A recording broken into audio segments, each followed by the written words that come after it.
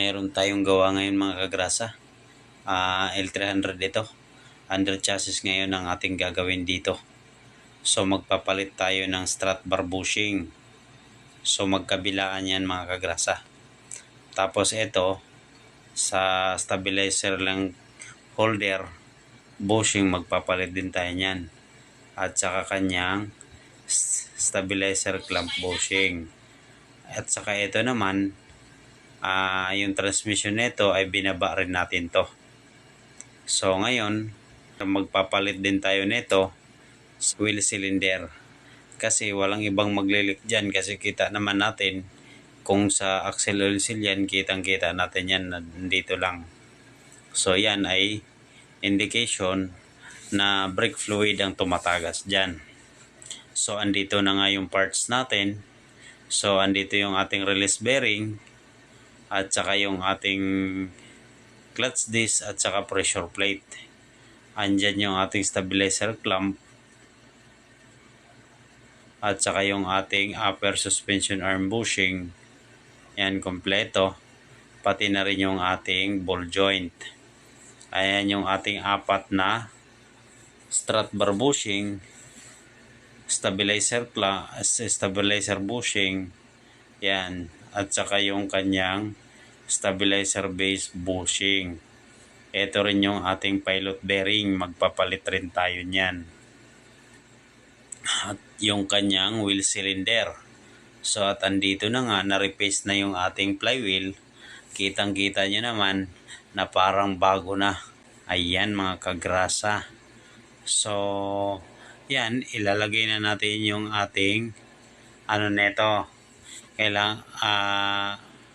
Kailangan nating mahigpitan ng husto niyan.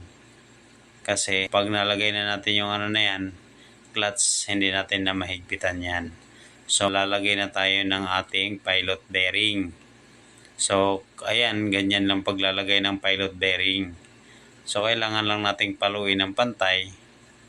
Kailangan nating malagay siya ng pantay. Pag napantay na natin yung pagkalagay, okay na yan. Pantay lang yan sa labi. So, yung natin, flywheel natin. So, andito na rin yung ating clutch disc. So, ganyan ang tamang posisyon. Yung umbok niya, yun ang sa bandang pressure plate. Yan. XCD lang yung brand ng ating lining. So, hindi pwedeng ganun ang plastada. So, kailangan ganyan talaga. Yun yung proper na position ng ating lining. So, ayan yung ating pressure plate. So, parehong-pareho talaga. So, ganun lang pagkalagay niyan. Alalayan lang ng kabilang kamay habang tinutulak ng isa. Kasi mahirap na pag ang ating paa ay malaglagan. Bagong-bago yan. Mas makinis pa yan mga kagrasa. Bahala ka na kung kanino siyan mas makinis siya. So, ayan. Kailangan rin natin yan. So, masipat natin ng maayos. Masentro natin. Kasi kapag yan ay tumabingi, ay hindi natin masasalpak yung ating transmission. So, kailangan yan, masipat natin yan. Yung sintrong-sintro. So, sa tingin ko ay sintro naman na. Sa paningin ko sintro na. So, hindi naman siguro tayo na mahihirapan pag inakyat natin yung transmission. So, kailangan talaga yan, sintrong-sintro, para hindi na mahirapan sa kalisod pa yung transmission. Kailangan rin tamang higpit tayo dyan, kasi pagka hindi mo nahigpit ng yan, ay talagang magbababa ka muna ng transmission bago mo mahigpitan ng panibago. Kaya double check hanggat maaari.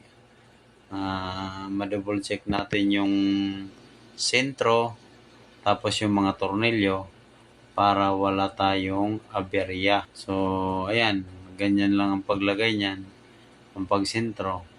So, kung wala ka namang panintro, masasalat mo naman yan dito sa likod.